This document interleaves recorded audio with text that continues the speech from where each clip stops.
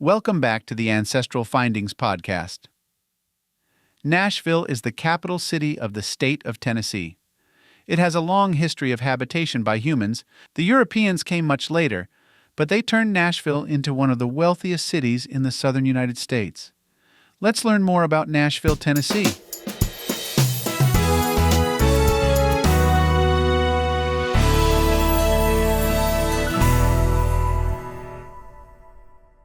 The city of Nashville is the capital of the U.S. state of Tennessee. It is also the most populous city in the state and the county seat of Davidson County.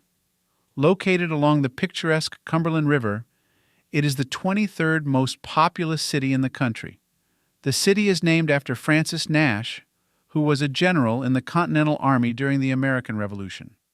Nashville was founded in 1779 and became an important American city pretty swiftly after that. Its primary importance came from its location, which included a port on the Cumberland River. Later, the railroad was built through Nashville, making it an even more important transportation hub.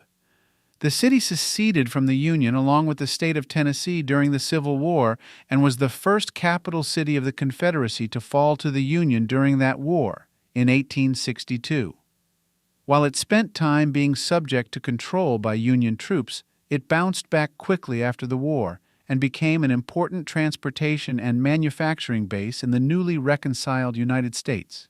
Today, Nashville operates under a consolidated government, meaning the city and county governments are merged there. The city has a mayor and a vice mayor, a metropolitan council with 40 people on it, and is the location of the Tennessee Supreme Court and State Capitol building.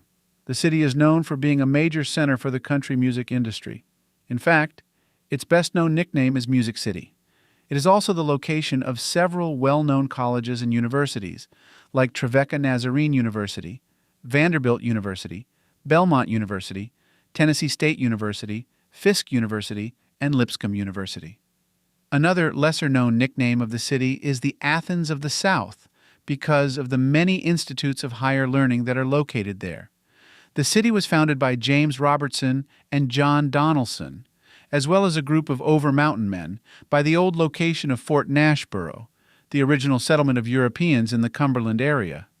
Because its strategic location as a transportation hub made it so desirable as a city, its population quickly skyrocketed, and Nashville was named as the permanent capital of Tennessee in 1843. The city was considered one of the wealthiest ones in the South, particularly among southern state capitals, because of its success in farming tobacco and hemp, as well as for its renowned breeding of thoroughbred horses and other livestock. Another part of Nashville's wealth came from it being the leader in the South in the production of iron. It relied on slave labor to help build the infrastructure of the city. The city government of Nashville owned 24 slaves in 1831 and 60 just prior to the Civil War.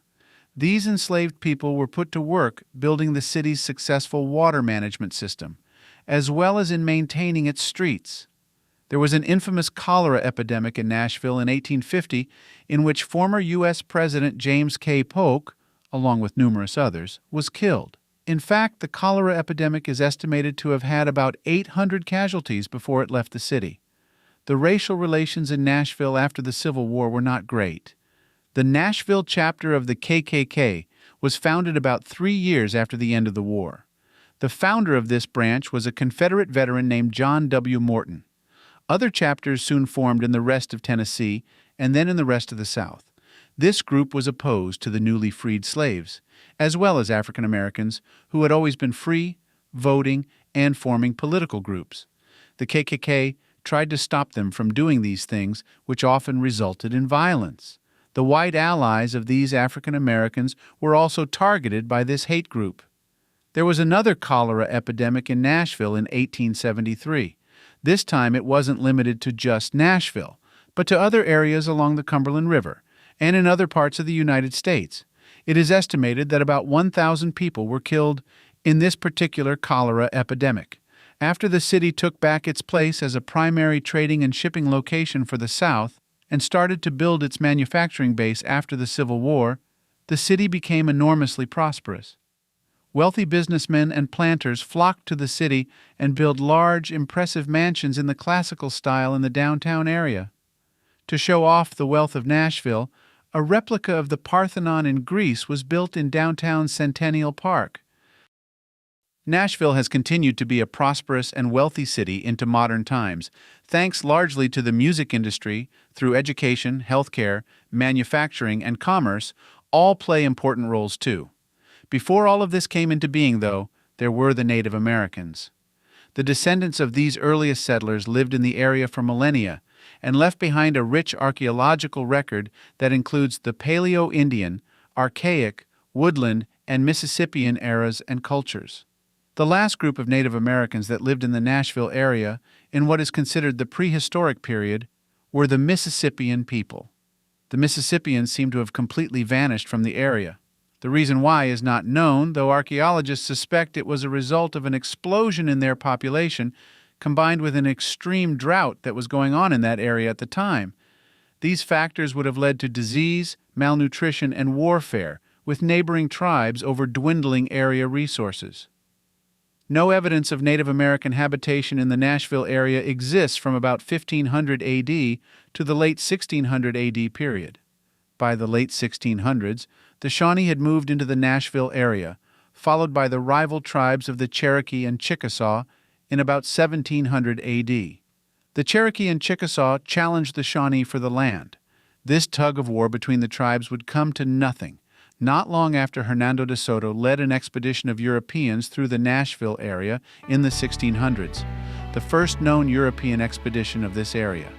While the de Soto expedition was just marching through, French fur trappers soon came to the Nashville area and established a trading post here in 1689, close to the current site of the city. After that, Europeans kept coming and finally permanently settled Nashville, moving the Native Americans out of the area for good, making room for the Nashville we now know.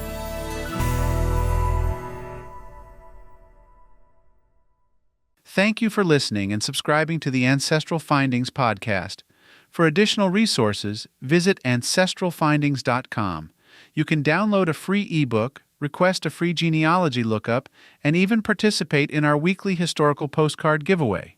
If you want to support us in more ways, consider supporting us on Patreon or PayPal. Every contribution helps to keep the lights on.